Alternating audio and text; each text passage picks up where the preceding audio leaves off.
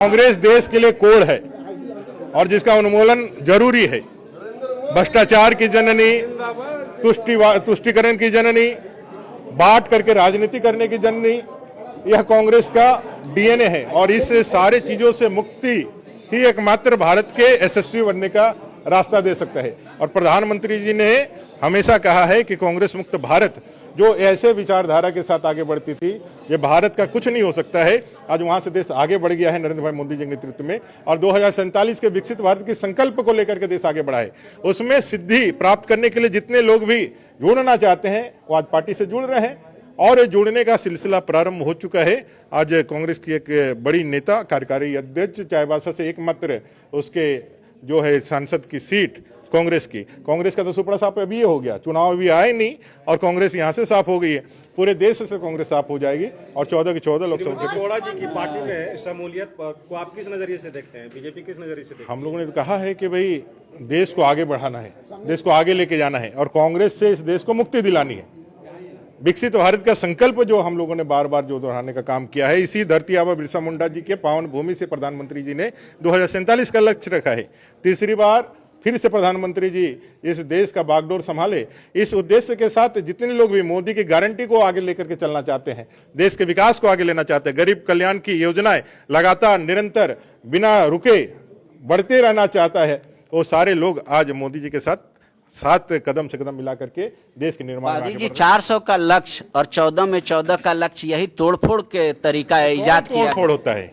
अभी जो किया ये क्या है? ये तोड़फोड़ है क्या भाई? आप व्यक्ति के रूप में, एक प्रतिनिधि के रूप में उनके मत का कोई मूल्य नहीं रखते हैं क्या? कोई गन पॉइंट में लेकर के आता है क्या कोई? उन्होंने स्वेच्छा से पूरे विचार मनन के साथ, बड़े चिंतन के साथ उन्होंने कहा कि कांग्रेस की जैसी दिशा और जो नीति है, जो नीयत है, वो पूरी तरह से देश को खंडित करने वाली है और वहां रहने वाले सारे लोग वहां कहीं ना कहीं अपने आप को कुंठित महसूस कर रहे हैं, घुटन महसूस कर रहे हैं।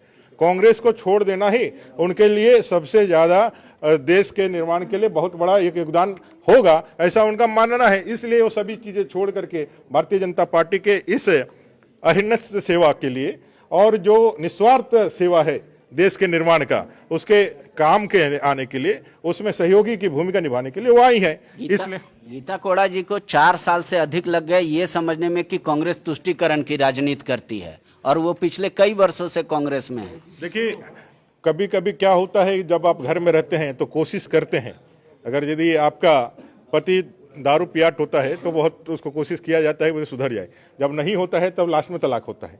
तो जब देखा जाए कोई सुधार का कोई गुंजाइश है नहीं और आगे भी कोई भविष्य है नहीं, तो कांग्रेस को छोड़ देना ही सबसे सर्वश्रेष्ठ विकल्प है और जो देश के लिए आगे बढ़ने का काम कर रहा है, बढ़ाने का काम कर रहा है, उसके साथ होना ही आज के समय की सबसे वाइज डिसीजन है। आज के समय का सबसे मुझे लगता बुद्धिमत्तापूर्ण निर्णय है जो गीता जी ने लिया है। इस देश के निर्माण में उनकी भूमिका इतिहास हमेशा याद रखेगा और कांग्रेस को सही समय में छोड़ा है, इसके लिए भी उनके बुद्धिमानी का लोग प्रशंसा करेगा। आपका कोल्हान में 0 है अभी, तो क्या गीता कोड़ा के आने से आपको लग रहा है आप कोल्हान में कमल खिलेगा? 110% आप एक जमीन से जुड़े हुए नेता हैं और बहुत कद्दावर नेता है। सिर्फ कोल्हान नहीं, पूरे झारखंड प्रदेश में उनके आने से एक लाभ होगा। आप देख रहे हैं जनमन न्यूज 76।